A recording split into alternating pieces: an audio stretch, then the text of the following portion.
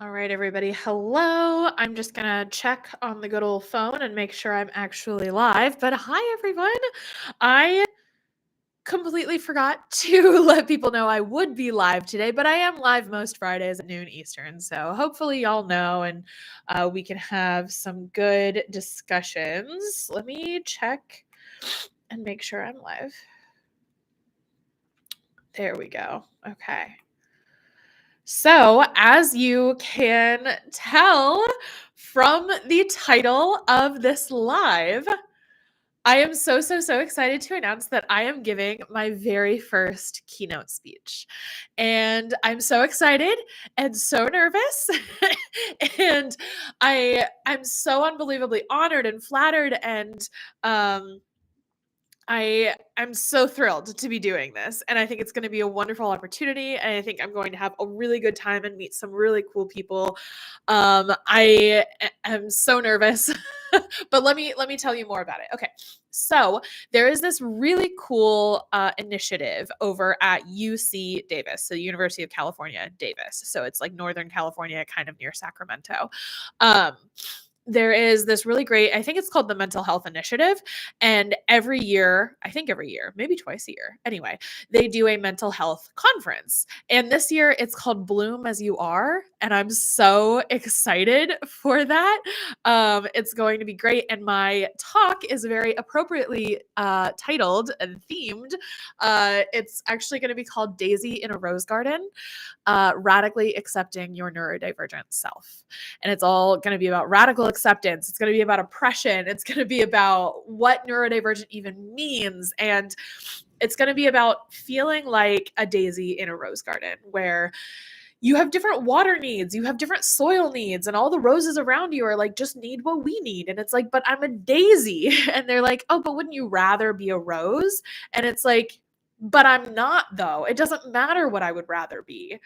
I only can be what I am. And so that's going to be basically the gist of the talk. I'm so excited. We've got quotes from Audre Lorde. We've got quotes from Kassiana Asaspasu. We've got graphics from Sunny Jane Wise over at Lived Experience Educator on Instagram. We've got all the stuff. We've got a community meme from that show, Community. We've got all the stuff in this presentation, and I'm so excited for it. Hello, Cool Kids Army. Hi, good to see you. So I'm just flying high. I'm just feeling really good about this opportunity. It was really interesting. They actually reached out to me a couple of weeks ago and were like, hey, would you like to be a keynote in March? And I'm like, yeah, of course I would. And so I'm giving a keynote speech about radical acceptance of your neurodivergent brain. It's going to be called Daisy in a Rose Garden, Radically Accepting Your Neurodivergent Self. This event, let me go ahead and drop the link for you. You can come if you want. It's in Northern California, so if that's not feasible for you, that's fine. But if you want to come, it's a totally free event, which is amazing. I think you even get a t-shirt with it, like for free, which is kind of cool. I'm having a lot of trouble, speaking of t-shirts, I'm having a lot of trouble deciding what to wear to this thing because I want to be professional, right? But I also don't want to be stuffy. I have an outfit I'd like to wear, but I'm a little worried it's a little too fun. And happy Valentine's to you too.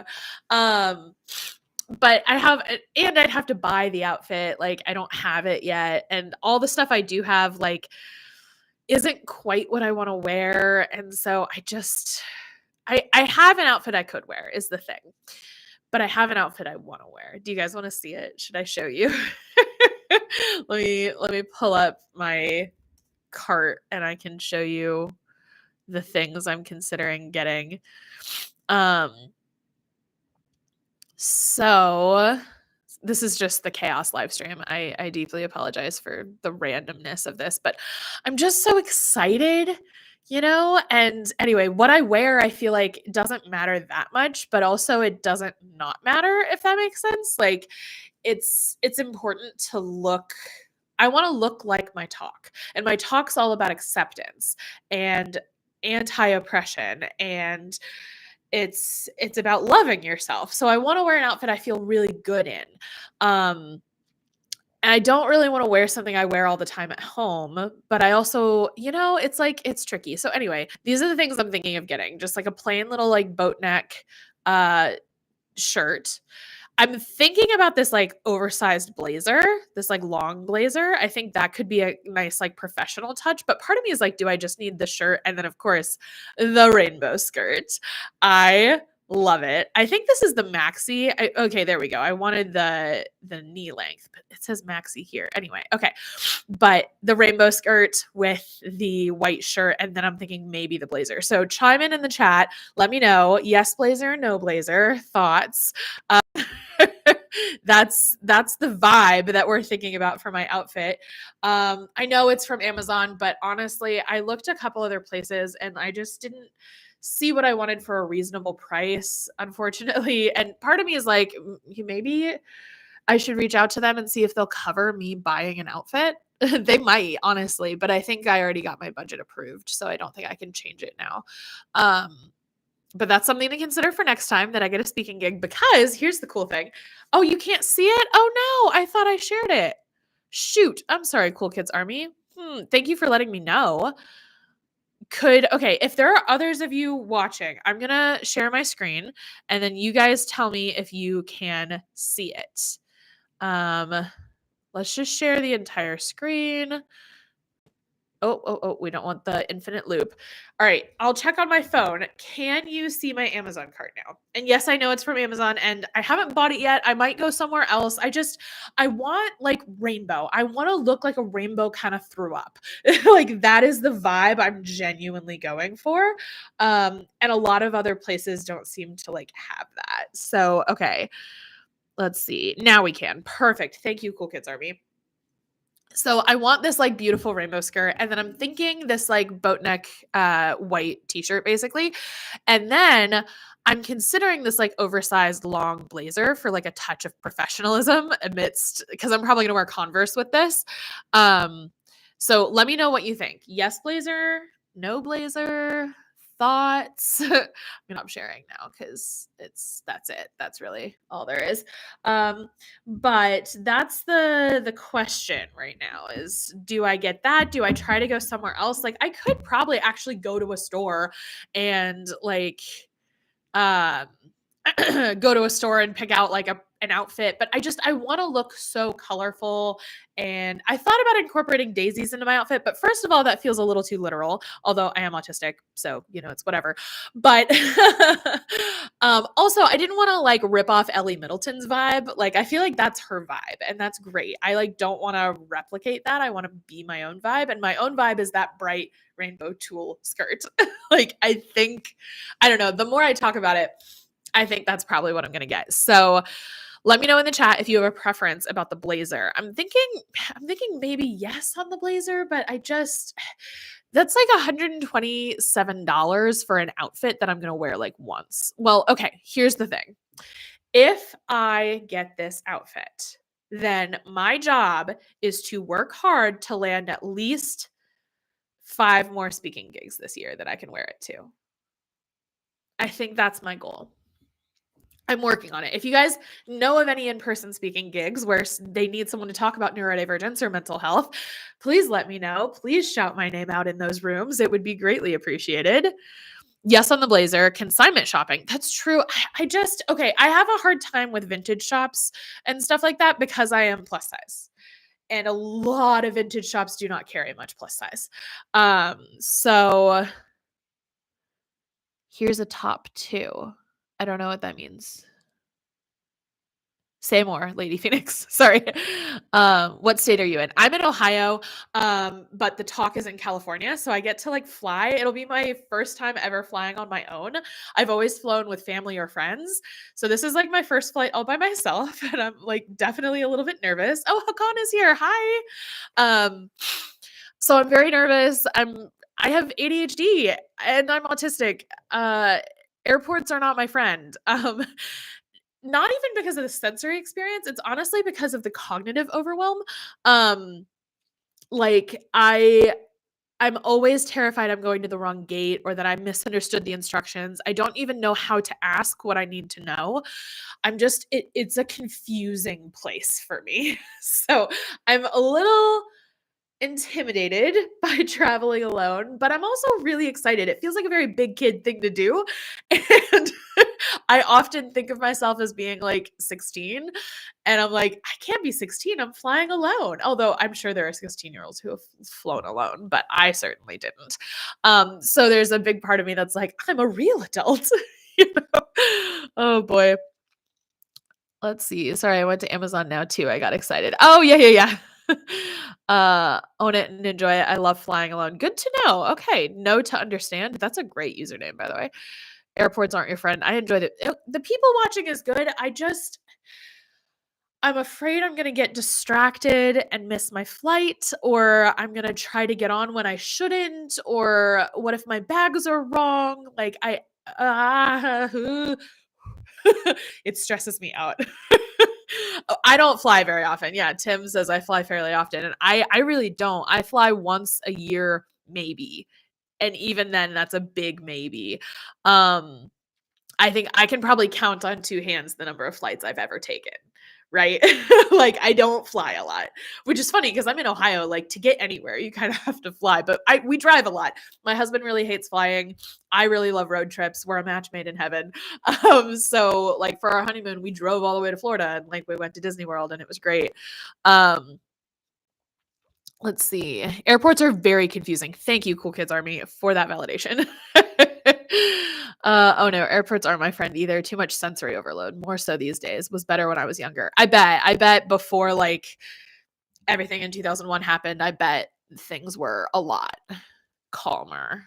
I guess I don't know. I was very young at that point, but they won't let you get on the wrong plane. That's true, but like what if I do it?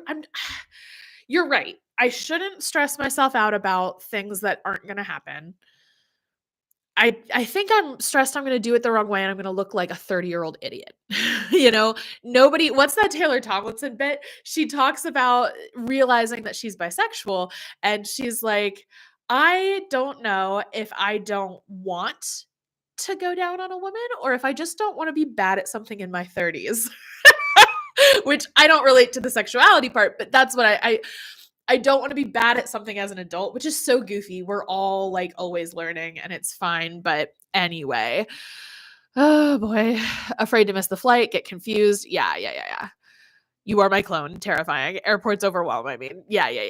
I took 11 trips in 2019. Dang, Tim. I bet that was great. I would love to travel more. I just,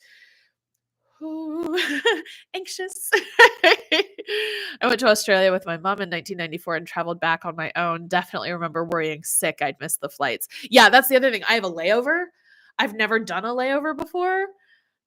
I don't know how to do any of this. So it'll be fine. Actually, I've done a layover, but I've never done it like without my parents literally helping me. So anyway, it's not logical. It's the unfamiliarity and not feeling prepared because it's unfamiliar. Yes. Logically, I know that airports are very well organized and that there's no way I'm going to get on the wrong plane. And the likelihood of missing my plane is actually, well, for an ADHD, I'm sure it's higher than normal, but it's still not that high, hopefully. So anyway. Great plan is getting 2 hours early, get to your gate, then find the snacks and coffee and sit at the gate with your favorite chill stuff and vibe. Okay, no, that's a really good plan. I will go, I will find my gate first thing, and then I'll get a snack. Don't get a snack first. Find the gate first, then get a snack. That makes sense. That totally makes sense. Okay. I need to go. Okay, no problem. Bye, Cool Kids Army. I love that line from her. Yeah, Taylor Tomlinson is freaking great. My husband and I saw her live once, and she is she is so funny. Oh my gosh. I always stress that I'm going to miss my flight. I usually have a dream about it a day or two before the trip. I always plan extra time. So if I'm running behind, yeah. Where's your layover? That's a great question. I want to say Atlanta, which is like super goofy. Like I'm trying to get to California. So I'm trying to go from like Ohio to here. And instead we're going to go down to Atlanta and then up over to California. But I think basically I'm flying out of a relatively small airport. And I think we just have to get to a hub so that we can get to California. So I think I'm laying over in Atlanta, but I could be wrong. Catching a train is just as bad. I bet. I wouldn't know. I live in the States where we have 0 rail options, honestly, like, or at least very few, or at least I'm in the Midwest where it's car or die. Either you use the car. I guess we do have a bus system here that's actually, I think, relatively reliable. I just haven't utilized it. Let's see. You will feel so badass and empowered when you get back home. Yeah. Which airline? I honestly don't remember. I'm sorry.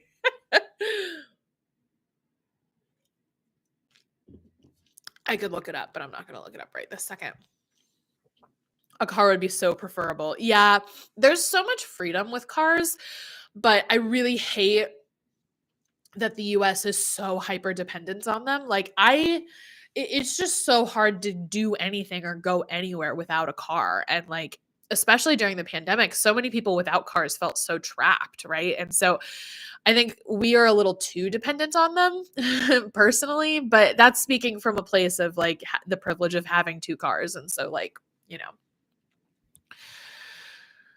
let's see. Hakan, I hate airports like I hate driving in cities. It's because it's a hot mess, not clear, congestion, so many people, everything blends together with the overwhelm. Yes. Oh my gosh. I hate driving in cities. I also really hate driving over bridges. I'm a lot better about it now, but I didn't used to have this problem. Like they always kind of freaked me out, but then in college, my anxiety got really bad in general and it like transferred to the driving. And I drove over a bridge at one point in college, and I'm not even kidding when I say I almost blacked out. I had tunnel vision. I could hear myself laughing, but like I wasn't making a choice to laugh. It was very scary. Like that's not the vibe you want to have when you're behind a 2-ton death machine, right? So like that was scary. Thankfully it's not like that anymore. I drove to New Orleans with a friend and we drove over that crazy lake bridge, like the super long bridge over that lake or whatever. And it was super, I was like laughing again, but it was more of a choice. I was like, okay, ha ha ha ha, I'm okay. It was better than like the almost blacking out one. That was crazy. If it's Southwest, all their gates are in one area. If it's Delta, you might have to take a train between terminals. Thank you. Oh, Tim, that's really helpful. Okay. In the future, I'll probably fly Southwest. I don't know if I did this time, just because if they're all in one area, that seems helpful. Okay. What are the top ideas for the speech? Ooh, yes. Okay. So my speech, I already have the title. I already have it most of the way mapped out. I'm not going to tell it to you ahead of time because that seems unfair to the organizers. I want them to have the event. But the title is Daisy in a Rose Garden, radically accepting your neurodivergent self. So I'm very excited.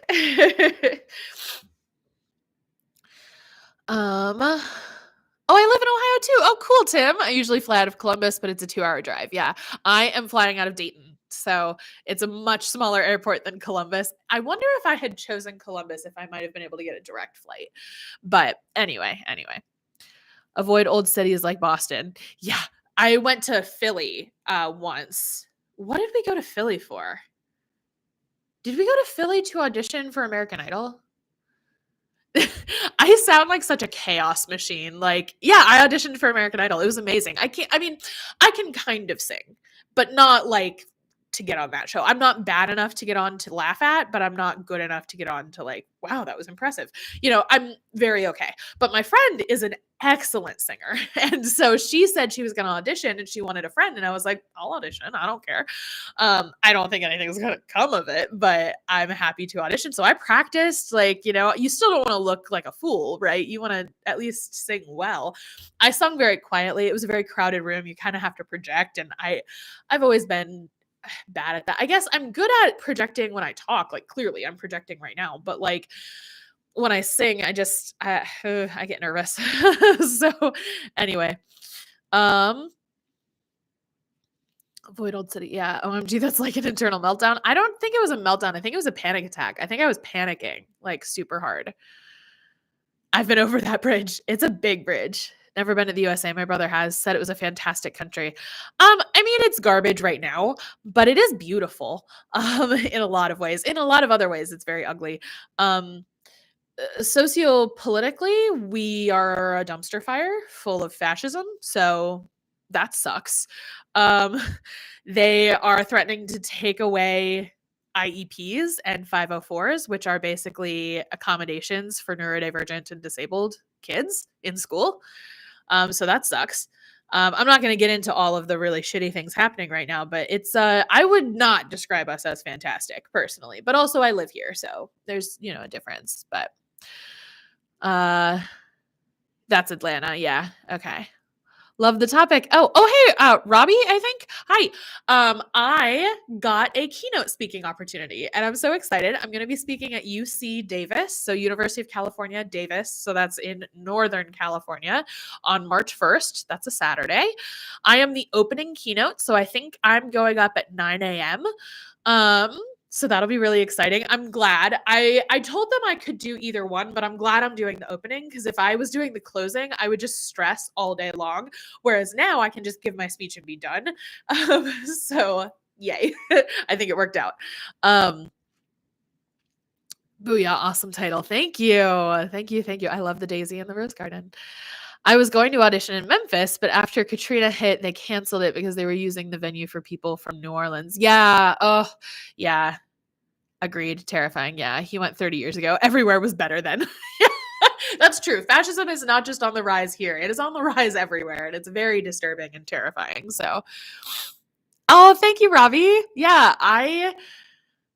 I'm so excited. My goal actually this year, I'm in a group called 100 Rejections, and my goal is to get 100 no's for speaking opportunities. I want 100 people to tell me, no, we don't want you to talk at our thing. And the reason I'm doing that is because this speaking opportunity, this keynote thing, literally just fell into my lap. I didn't apply. I didn't even know what was happening. I just have a little speaking tab on my website and they found it and they wanted me to speak, right? So I'm wondering how many more speaking opportunities could I get if I actually tried to get them? You know what I mean? So I am now like reaching out to my alma mater, my old school I went to for college, and seeing if like the psychology department wants me to come speak. I am looking for like groups and initiatives in my area, but also like around the country, around the world even. Like I am open to traveling. I love the idea of travel. I just have never done it. So, oh boy. Kudos to you. I'd be terrified and tongue-tied. Yeah, I will be. When I speak live, like in front of a live in-person audience, I can't breathe. Like I went to a poetry slam the other day and I participated. I guess I didn't participate in the slam. That's like the competition. I just did a reading of like a poem. And I literally can't breathe. It's so funny. Like it's not funny in the moment, but it's funny when I'm out of the moment. It's like whenever I go to breathe, my lungs are already full. It's like I can't fully exhale. And because I can't fully exhale, I can't talk. And anyway, it's oh my gosh, it's such a nightmare. I'm like, I'm going to choke to death on this stage on nothing. I'm just going to choke on air like an idiot. Oh my gosh. So anyway, yeah, I get very nervous in front of IRL audiences. I'm great online. You put a screen, like a divider, even when I can see everybody's faces on Zoom, I'm fine, right? But like the in-person element, I think I can feel the energy better. And when you start talking, people are not interested. And so there's this feeling of I have to earn their attention. I have to like turn it on. And like I'm okay with that. It just can be stressful and I can't breathe. So yeah. Amazing. You're flipping the script with internal dialogue. Yeah. Oh, hold on. There's like a hair on me. Okay. I relate to the can't breathe. Yeah. Anxiety freeze. I can sing a solo in front of thousands, no problem, but I hate public speaking. It's so funny. I'm actually really good in front of a crowd a lot of the times. Like even though I can't breathe, like my actual performance is usually pretty good in front of a crowd. But if I have to perform in front of like one or two people who love me, I can't, which is so goofy to me. Like, when I tried to sing in front of my parents, granted, my parents are not always the most supportive human beings in the world, but anyway, it's a whole other discussion. But when I used to try to, I was in musical in high school, and I always wanted a part so bad. And so I would audition every year, except for my first year. I think I was like, no, I'll die. So anyway, but my parents would be like, well, you're gonna audition. Like, if you get this part, you have to sing in front of the whole school. You should at least sing in front of us. And I'm like, no, no, no. It's so much harder to sing to you in this, like in our kitchen. It's all about context. My brain doesn't context switch very well. And like, if I'm on a stage and there's tons of people, it's like I am supposed to sing.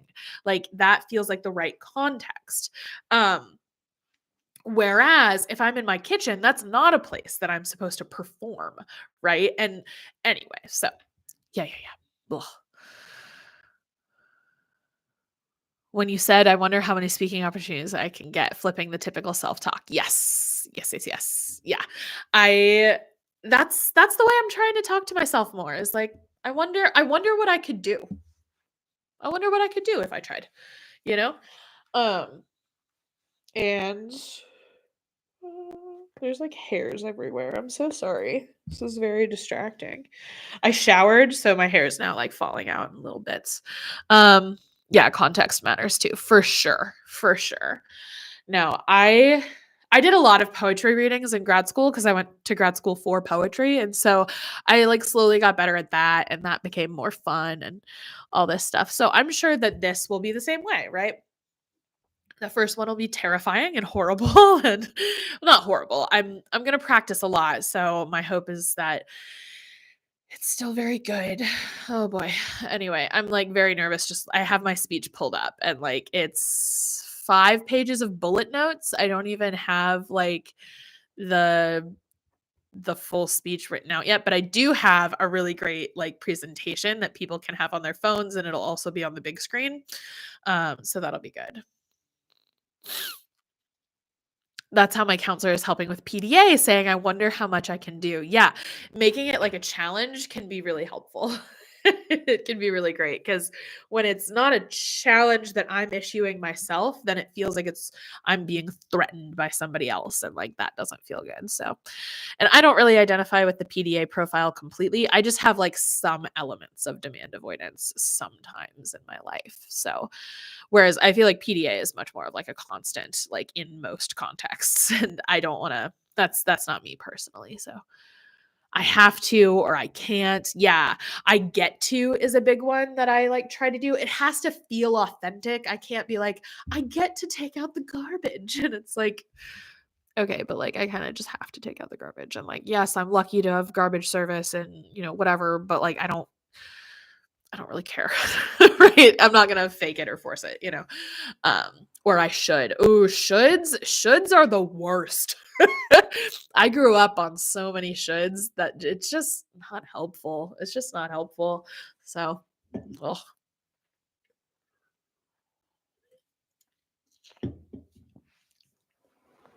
Okay. What else should we chat about? It's only been like half an hour. I've got more time if you guys want. Um, Someone once said, "Stop shooting yourself." Yeah, stop shooting on yourself. Exactly. Yep, it's just really unhelpful, and it doesn't serve you in hardly any way. It usually doesn't serve your purpose, so why do it, right? It's just a method for others to control you. What was your plan for the topic today? Honestly, I just wanted to come on. Ooh, I think there's new people on. Do you guys want to see the outfit that I'm thinking about wearing? If you haven't seen it already. If everybody here has seen it already, we don't have to go over that. But basically, my goal for today was just to announce the keynote, drop the whatchamacallit, the link to RSVP. If you guys are in Northern California, you can come to the event. It's totally free. There is the RSVP form if you know folks in Northern California. Oh, Cool Kids Army is back. Hello. um, so yeah, my goal was just to excitedly chatter about this opportunity that I got that I'm very proud of and excited for. Um, okay, yeah, go for it. Okay, let me share my screen. Entire screen, share. So I know it's Amazon.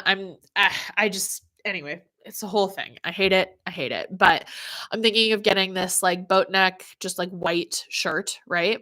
And then this like oversized kind of long blazer. And then this beautiful like rainbow tulle satin skirt. I've heard it kind of falls apart pretty quick, but I only need it for a couple of like for this speaking gig and maybe a couple more if I get them. So I want something high necked because my whole chest breaks out in splotches when I'm nervous. So I wanted a high necked shirt. So I think that'll be good. I think the blazer will add some professionalism because this is obviously a little less professional. And I'm probably going to wear my Converse with this. So that is the fit that I'm thinking about buying. Let me know your thoughts because I would love to hear your thoughts. I want to look like a rainbow. Oh boy. I just found some of your videos the other day. Love the auDHD vids. How long have you been creating content for? That is such a good question. How to understand. So I I have been creating content for a long time. Um I had a secret blog when I was in college. I had a secret Tumblr that got pretty big when I was in college. Not huge. I wasn't like one of the big Tumblr users or whatever back in the day, but a decent following for me. I thought like a couple thousand people followed me and stuff and reposted my stuff. Um so I had lots of like secret content creation things. I had a video blog with my friend. We were long distance at different colleges and we would send videos back and forth on our blog and stuff. Um Embarrassing. I'm having all these memories. It was embarrassing. Anyway, it was also really fun. So it was a good thing, but so I've been creating content in general for a long time. I had a blog for fun, starting in like 2018 when I graduated from my master's. I wanted to keep writing, and so I started a blog, and I did that for like 2 years, and then in 2020 I started my business, which at the time was called Healing Unscripted. It's gone through a couple of rebrands and stuff, but that's this business now. It's just taken lots of forms over the years. So I started with like general mental health advice and tips, and then I zeroed in on like neurodivergence in general, but then people kind of pointed out to me like, hey, you're mostly talking about autism and ADHD. Could you like not use the word neurodivergent to mean autism and ADHD? Which it took me a while to hear. I'll be honest, I didn't accept that for a while, which I think for a couple of reasons. First of all, autism and ADHD are not my only diagnoses. I also have depression. I likely have CPTSD. There's a good chance I have a dissociative disorder. So like neurodivergent felt more true to my experience, but the only things I talked about super publicly were autism and ADHD. So that made sense. It just took me a while to understand it. So anyway, then I rebranded to the Neurocuriosity Club. That way I could talk to people who were curious about what their diagnoses were, without like feeling like, oh, well, it's called auDHD and I'm only autistic, so I guess I'm not welcome. Or I only have depression, not autism and ADHD. I guess I'm not welcome. I wanted to make sure everybody still felt welcome, but still knew I was primarily going to be talking about autism and ADHD. So anyway, that's that vibe. So I've been doing that since October 2020. Has been like a business. And let's see, I created content on TikTok for a long time, and then that kind of ended pretty poorly. I behaved pretty poorly and people reacted really strongly. And so I left that platform. I can tell you more about that another time. I don't really feel like getting into it at the moment. There's a whole video on my YouTube called I'm Sorry, and you can check that out if you're interested. I do go over like what I did wrong, and all that stuff. So, let's see. So I was on TikTok. I've been on Instagram. I have a Blue Sky. I have a private podcast. Let me drop that in the chat for you guys in case you're interested. This is my private podcast. It's called Bright But Very Sensitive, which I think a lot of you will relate to. And it's where I just rant and ramble. Honestly, like, let me look. What are some of the latest episodes called? Self-awareness and dissociation. Keep creating, even if it sucks. ADHD burnout looks different. Assorted bits and bobs for Christmas Eve. Developmental trauma will fuck you up. Neurodivergent lived experience matters. Took a gummy, did some talking. A daisy in a rose garden. I'll probably re-listen to that before I give my speech just to help me inform me. But anyway, let me look at some of. So that's how long I've been creating content. That was a long answer. Sorry. Think of things that excite you or make you feel like it's fun aspects of it versus being intimidated, which is easier said than done. Yeah. It's a nice combo. Oh, thank you. I say get all three. Have a backup outfit in case it goes wrong. I think you probably won't know till you try it on. Yeah, that's a good piece of advice. Okay. Because I'm also thinking I'm gonna get my hair refreshed because I'm supposed to be like a ginger, and it's kind of ginger, but it's pretty faded, and my roots are rough, y'all. So I'm getting my hair done. I want to get my nails done, and I know these are all like very girly, like kind of silly things that I know don't matter that much, but at the same time, there's a certain vibe I want to give off when I go to this event. I have a feeling people might come talk to me after, so I have. Do you guys want to see my business cards? You guys want to see them? I got them in the mail the other day. I'm so excited. Okay, let me go grab them. I'll be right back.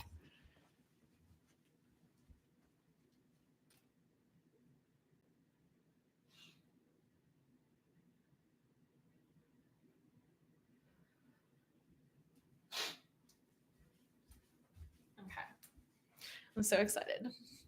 I just got them from Canva. Canva will like print stuff for you now, which is nice. But I got a bunch because it was cheaper. They had a deal going on, but this is the front.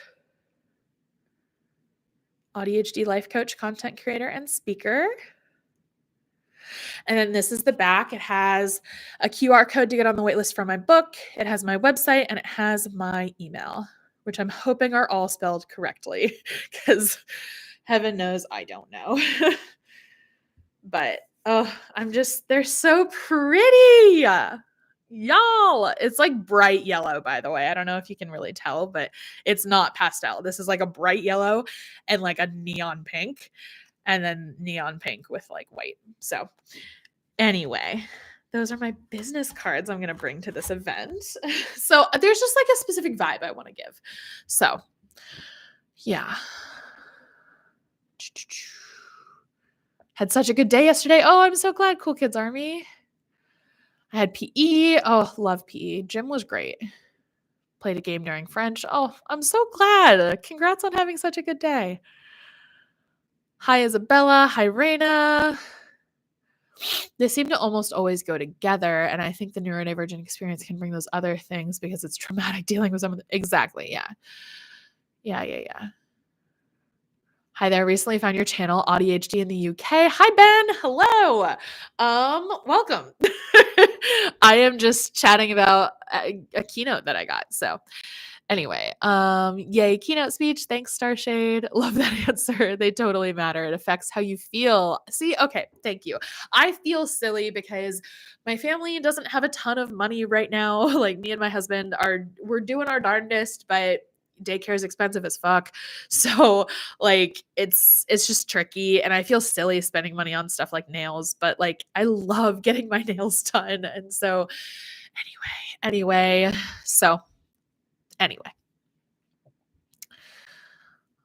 Okay. Hey chat. Yeah.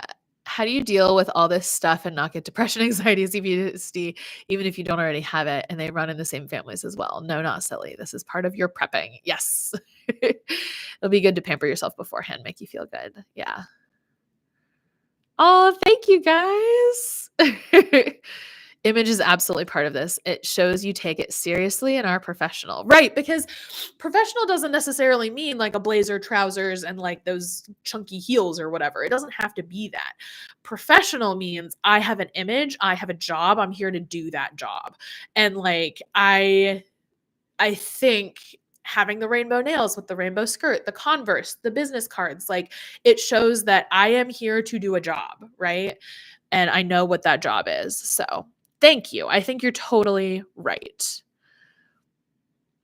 I think we don't talk enough about how traumatizing it is to be undiagnosed. Cool Kids Army, I totally agree.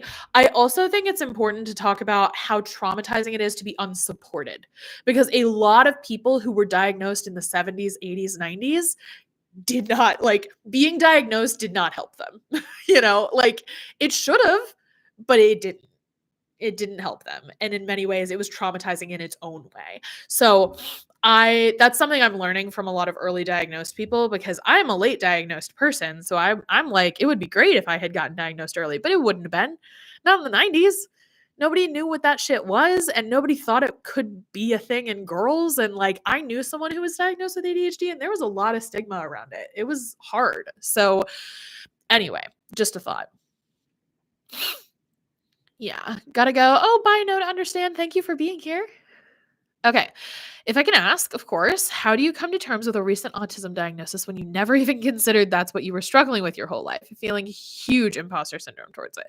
This is so funny, Raina. Not funny like haha, but funny like ugh. Because so many people will say that self-diagnosis isn't valid, because or people who are self-diagnosed think like they have a lot of imposter syndrome, because they're like, oh, but I'm self-diagnosed. It's just because I researched it so much. I convinced myself that I have it. And if I had been diagnosed without ever having considered it, I wouldn't have imposter syndrome. But I don't think that's true, because clearly, like, you're experiencing imposter syndrome because you had, never considered it before. And so I just think imposter syndrome is just part of the process when you realize you're autistic. I think it's just part of the process regardless. So in that way, I think just realizing that imposter syndrome is part of this and not something you're doing wrong. It's not evidence that you actually aren't autistic or that you actually made it up or whatever.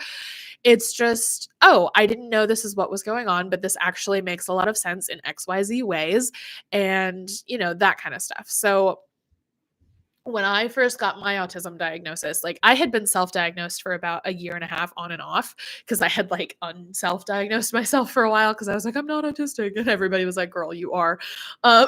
There's actually a video on my YouTube channel that says, so ... I'm not autistic. And then there's another video like 2 or 3 months later that says, so ... I am autistic. Sorry. And I kept both of them up because I want to be honest about this journey. It's not linear. And I've had some people really criticize me for this, like accuse me of faking basically. And I'm like, my dude, if you're not familiar with this like painful back and forth, am I autistic? Am I not? Like, I'm sorry, but our lived experiences are real different. And that's fine. But like, don't come for me and my lived experience, right? So anyway. The ADHD I can accept easily enough. Yeah, a lot of times ADHD we're just like, yeah, I can't remember shit. That makes sense. But the autism is more like, but that's just, isn't that how everybody is? Are you sure? It's like, no, a lot of people are not automatically like that. So anyway, I found it traumatizing not being accepted, dismissed, and not acknowledged. That's my friends and family. Yeah. Yeah. And that can happen with late diagnosis too, which is like really annoying. In Belgium, there's such big taboo about autism and disability in general. Yes, that is what I've heard from many people who live in Europe, that it can be really, really taboo. Just talking about this last night with my mom. Yeah, here in the UK, getting diagnosed opens doors to further support. I also have CPTSD, depression, and trauma from childhood and abusive narcissistic relationship. Not a good mix. Yeah. Well, I'm glad that in the UK it gets you some support at least, because I feel like there's not always a ton of support to be had in some places. So I think it helps knowing why you're different and why you're struggling in childhood, because you develop damaging coping skills and don't understand yourself if you don't know as a child. But they didn't know anything in the 90s, like you said, so that wouldn't have helped me. It's very sad. If they did research back then, it could have helped. Yeah. Yeah. I have no notes. Yes.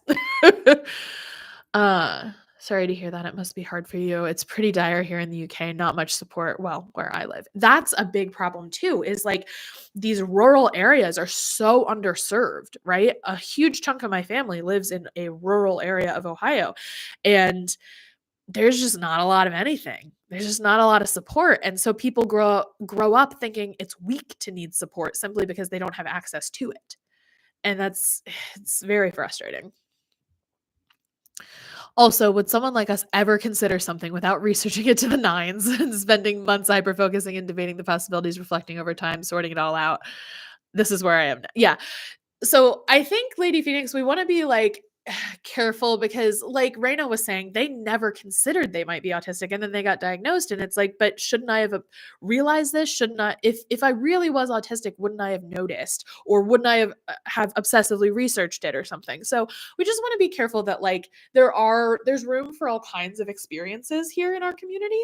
But at the same time, I agree. Most people who are self-diagnosed did not see one TikTok and just decide, right? We did a lot of research. So, yeah, hearing it's part of the process sort of regardless helps to know. Yeah, it seems to me that if you are autistic, you are going to have imposter syndrome about it at some point. Like it just seems to be how it works. So, I recently self-diagnosed autism and it has changed my life. I finally have an explanation for how I felt my entire life and have already found ways to cope and started feeling better. I just want to like take a deep breath with you, Tim. That is great. I'm so glad. That makes me really happy. In Europe, people say it's only like a disability if other people can see it without asking. We're so behind. Yeah. Yeah, I've heard that from people in Austria, from people in Germany, from people in Italy. Like I've heard a lot of different people in Europe. Like Europe is really behind on this stuff. I've heard Australia is doing really well actually with disability, which is great. We love to hear it. Um, so yeah, not diagnosed yet, on the waiting list. Love to hear it. My experience in the UK, I was diagnosed age 9 or 10 in the 90s using the old label Asperger's. Well, only sort of diagnosed. My mom got me a private assessment, but never followed through. That's one of those things where we wonder if our parents are a little ADHD as well, or maybe they were afraid that it didn't want you to have the official label. There's lots of reasons, but it may have just been overwhelm. So I'm in a feral rural area in Southeast Ohio. Hold on, East and West. I'm bad at Southeast. So I went to OU in Athens, which is Southeast Ohio. So hi. Yeah, Southeast Ohio gets abandoned, straight abandoned. Like it's bad because it's Appalachia and Appalachia has always been abandoned, which is I could go on a rage about that. But yeah, there are food deserts in Southeast Ohio that are just they span counties. There's not a supermarket for in several neighboring counties. Like, can you even imagine that? It's such a problem. Anyway, so yeah, rural Ohio is rough sometimes. But then told my doctor I have it, so it's as good as. Yeah. As a late self-identified ADHDer, I'm experiencing trauma because my family is not curious and they don't show that they want to understand, maybe because they are ND themselves without realizing it. That's a big thing that happens in a lot of families. They refuse to accept that you have a label because they're like, but everybody does that and it's normal. And it's like, no, you just do it because you're also this label.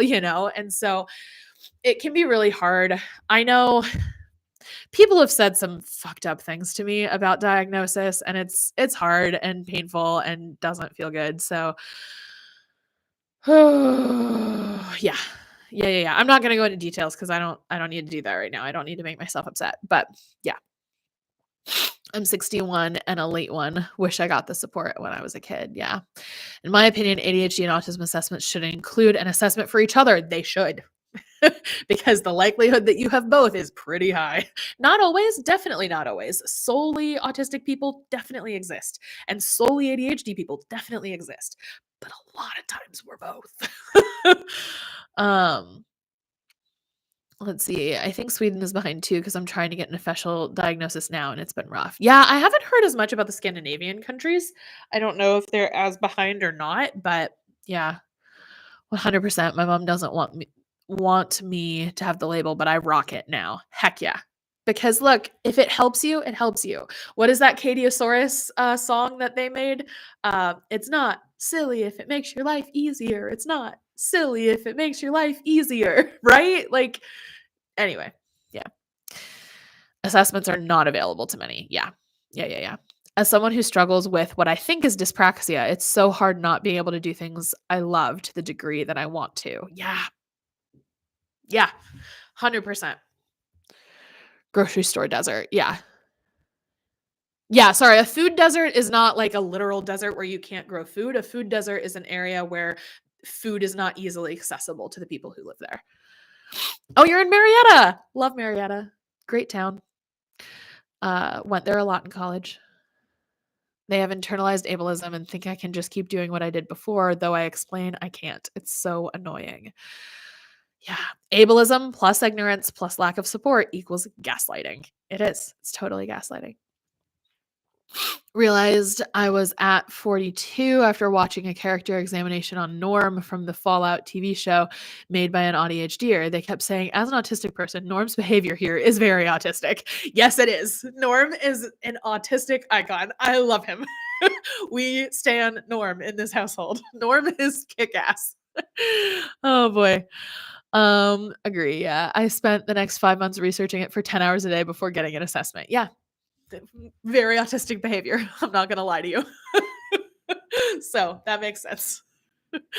Yeah, you're right. I hadn't pegged Norm as autistic. I just knew I really liked him. But you're right. His behavior is very autistic. That's exciting. That's going to be a new rabbit hole for me. Thank you. People don't understand that something like running is scary for me, but I love it, so I still do it. People don't see how hard simple things are for me. That's a really big thing with disability is a lot of times people just don't see how hard stuff is for you. And there's no good way to explain it because it's not hard for them. And as much as autistic people get yelled at for not having empathy, which we can, by the way, we often have differences in empathy, which sometimes means more empathy, sometimes means less, both of which are fine, by the way. Lacking empathy or struggling with empathy does not mean you lack or struggle with compassion. Those are different, right? Let's just be upfront about that. I struggle with empathy. I do. I feel very intense emotional empathy, which means when I walk in a room, I just like feel and absorb everybody's emotions. But cognitively, cognitive empathy, I don't know what to do with all that. I know you're upset. I don't really understand why or what I'm supposed to do about that.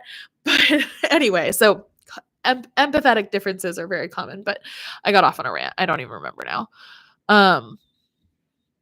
Seriously, right, Hakan? And we wonder why we feel crazy and have imposter syndrome. Yeah. It's funny. I never realized researching excessively wasn't something that everyone just does. There you go, Raina. Yeah. A lot of people don't. My husband is hilarious. He's neurotypical and he will learn a fun fact and just be like, huh, that's it. Or, I mean, sometimes he gets into like, spirals and research spirals. Like, that's fine. That happens to everybody sometimes. But most of the time, he learns a fact and he goes, huh, that's interesting. Whereas I'm over here, like, Googling everything about it that's ever happened, right? So, yeah. Invisible disability seems to be blocked in their minds. You must be crazy or feeling sorry for yourself because you look fine to me. Grr. Yeah, Sunny Jane Wise has a really good article about how invisible disabilities are actually ignored disabilities because they're like, look, my disability is not invisible. It greatly impacts my day-to-day life. It's very visible. Y'all just don't want to see it. You just don't believe me when I tell you what's happening. So I really like ignored disabilities, which is actually something I talk a little bit briefly about in my book, by the way, which the link to sign up for that is in the description of this live if you want to get on the wait list for the book. Yes, I suffer with imposter syndrome due to the dismissiveness and ignorance of people, no acknowledgement of the struggles we have to endure. Yeah. I have really good grades now. My friends say I was born with skills, but I was failing in kindergarten and the first years of elementary school. I'm so proud of what I've done with my schoolwork. And I'm so proud of you, Cool Kids Army. That is kick ass. Way to go. Or you get called fake because you mask. Yeah. There's no winning. There's no winning here, right? I know the normal way to show empathy, but I feel intense empathy to the point that I'm overwhelmed and shut down or walk away. Yeah. Raina, I get so bored and lonely because I have no one to discuss and learn about things in depth with. Yeah, I have imposter syndrome because of the ableism, but I know I'm ADHD, so it's really disturbing. Yeah, they refuse it. Mm-hmm. Or you get the there's nothing wrong with you, or you're a drama queen, attention seeker. Okay. I could talk about this forever. Anytime someone tells you that you're being attention seeking, or you tell yourself, oh, you're just attention seeking, I want you to replace that with support seeking. and see how it changes your viewpoint, your perspective. You're just seeking support, and there's nothing wrong with that. I'm working at my new job right now. Hooray, Pigregious. Way to go. Very exciting. Now I'm at the top of my class, crushing it, Cool Kids Army. That is awesome. That is awesome. Yeah, exactly. They just don't have a clue. The things that hurt is you have to discuss and disclose to boss to get accommodations, but then that response that you aren't believed. Yeah. Yeah, it's one of the reasons I work for myself, right? And one of the reasons I'm so open about my autism and ADHD, because like hiding it, it's exhausting. It's exhausting. And so I just honestly can't futz with it. As much as I know I'm a high masking autistic person, I'm also not like that high masking. Sorry, I've got like a hair in my eyelashes or something. There we go. Okay. I think I got it. I know that I'm not that high masking because I have a shit ton of accommodations in my life, right? Not being able to discuss interests is crushing. Okay, everybody drop your current special interest, hyperfixation, like whatever you are just like obsessing over right now. Put it in the chat. I want to hear. I want to hear. And give me like a fun fact or two. I've heard from a close family member that I'm just trying to get attention and that I need to be more responsible. And I'm like, I don't want to die, so I need to prioritize my health. Snaps, Isabella. Yes. I also don't want you to die. I want you to be here. I want you to be healthy and happy, and screw the people who don't want that for you, right? Maybe what's that Taylor Tomlinson bit? We're talking Taylor Tomlinson a lot today. But she was talking about getting diagnosed as bipolar, and she takes medication for it. And she was like, yeah, some people like medication is like arm floaties, right? Like bipolar doesn't mean that you can't do anything. It just means you can't do certain things. Like maybe you can't go swimming, but then you just take your arm floaties and you can, right? And the people who don't want you to take your meds are the people who want you to go swimming without your arm floaties. And those people don't care if you live or die. So maybe fuck those people a little bit, right? I love that portion of her special. It is glorious. Oh boy. Because they refuse to believe it. Because if you don't do it their way, there's something wrong with you for not towing the line. Yeah. So bad for our health. So grateful for my friend. She accepts me as me. Oh, I'm so glad. So meteorology, what is that? Like the subject, or is it a band?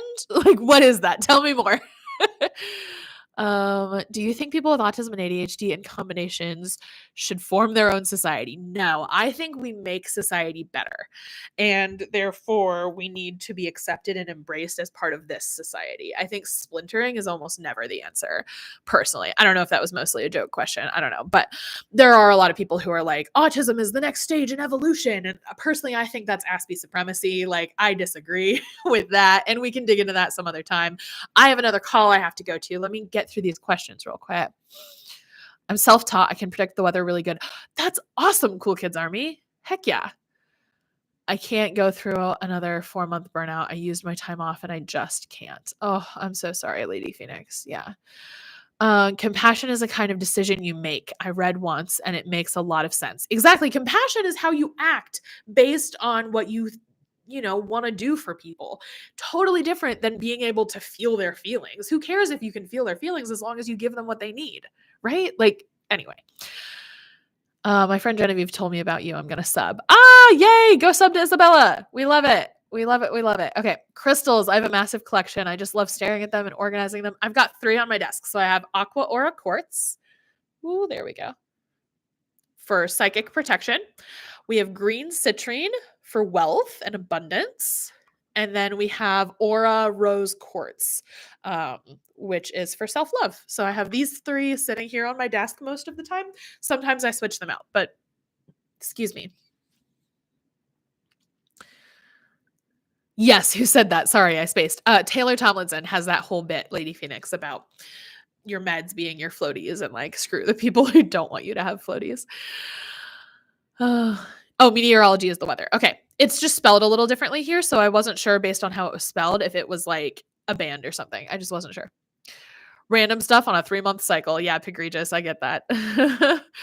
We can both. We can be part of a society and have our own groups to not feel alone. Yes, I think having no joke, it's very stressful to deal with judgmental normies. Fair. I just think it's sort of like the separate but equal argument. Like, are we going to be happier on our own in some ways? Like, yeah, but also we deserve a spot in greater society. And like, society is better when we accept everybody, I think. So, anyway.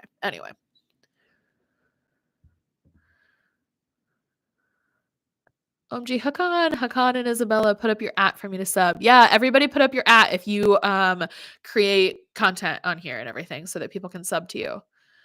Love crystals. Crystals is an interest. Yeah. Yeah, Isabella M music or the same name I have here. It won't let me copy. You're right. Ben CG travel blogger. Heck yes. I'm doing my first big travel for this keynote, so I'll have to go follow you and get all the autistic travel tips. Oh boy, Ben CG. Let me open that so I don't lose it.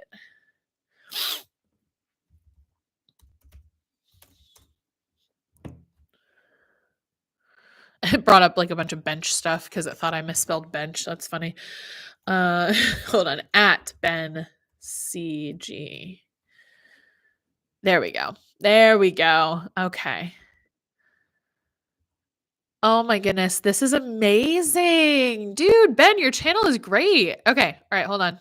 Subbed. Who else? Who else dropped an at? Let's see. Hakan.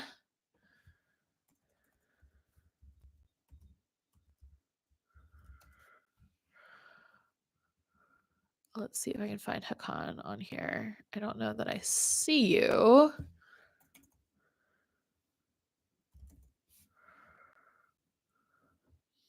I'm doing ADHD and autism content. Okay, Lady Phoenix, on it. What's your handle? Is it Lady Phoenix? I think it is.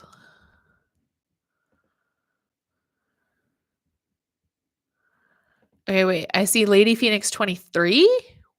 Is that you? Oh, it's the thing. You're right. It's the accent on the A. Open link in new tab. Okay. There we go, Hakan. Found it. Okay. Subscribed. Oh, Lady Phoenix -111. Okay. All right. Oh, there you are. I found you. All right. Subscribed. Who else? I think Isabella had one, right? Let's see. Isabella M music. Okay. Isabella M music.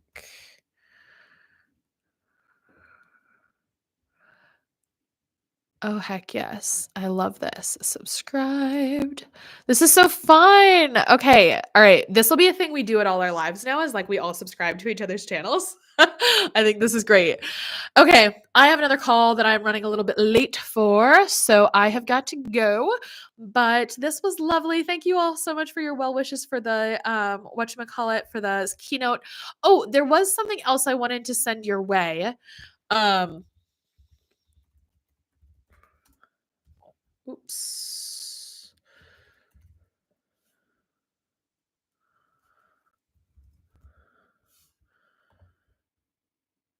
Okay, it says ADHD workshop, but this is actually my autism workshop.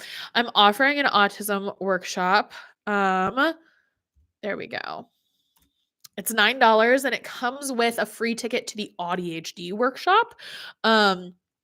So if you would like to join me, it's $9. Feel free to share it in like neurodivergent discords and stuff for people who are maybe just starting out and need to know a little bit about like what autism is, the traits of autism, both diagnostic and in real life, and then accommodations for autism as well. So we will go over the whole kit and caboodle. So there's that link for you all. And yeah, all right, I am going to go to my meeting. Okay, bye guys.